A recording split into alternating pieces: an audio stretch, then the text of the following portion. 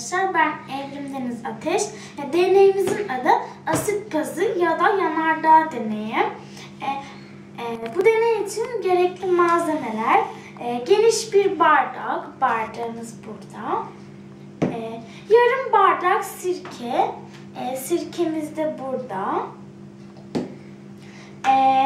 Asit olarak kullanacağız. Kırmızı gıda boyası. Gıda boyamız burada gördüğünüz gibi. Bulaşık deterjanı. Bulaşık deterjanımız burada gördüğünüz gibi. Karbonat. Karbonatımız 2 çay bardağı karbonat. Karbonatımız da burada gördüğünüz gibi. Geniş bir kap. Kabımız burada.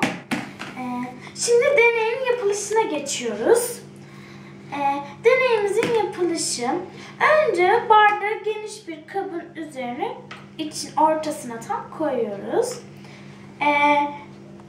Sirkeyi ve gıda boyasını sirkemizi koyuyoruz.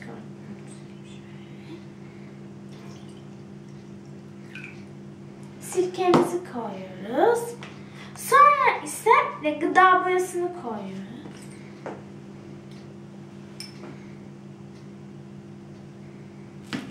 Sonra ise karıştırıyoruz.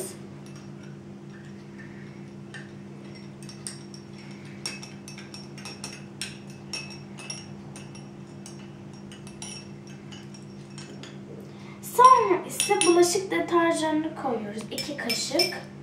2 çay kaşığı.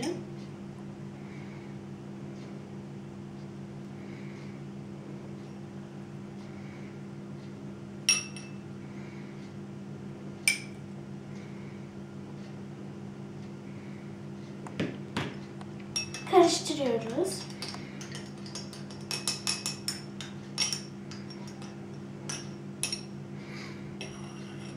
En sonunda ise karbonatımızı koyuyoruz ve izliyoruz.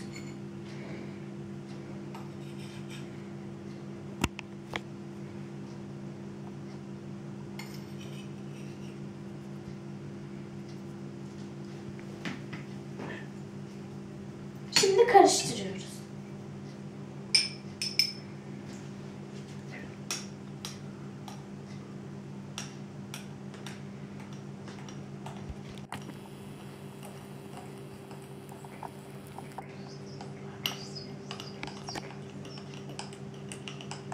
Gördüğünüz gibi bu taşıyor böyle.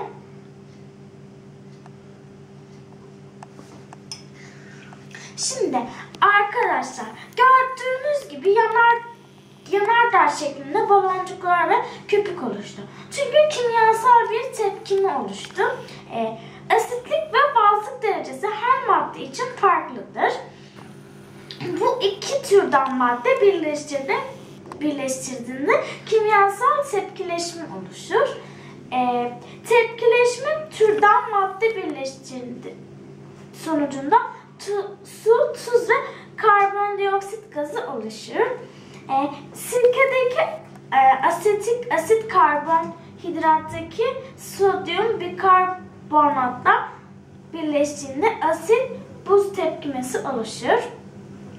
Tepkileşme sonucunda tuz, su ve karbondioksit gazı ortaya çıkar. Açığa çıkan gazı bulaşık deterjanı sayesinde bol bol köpük elde ederiz. Görüşürüz.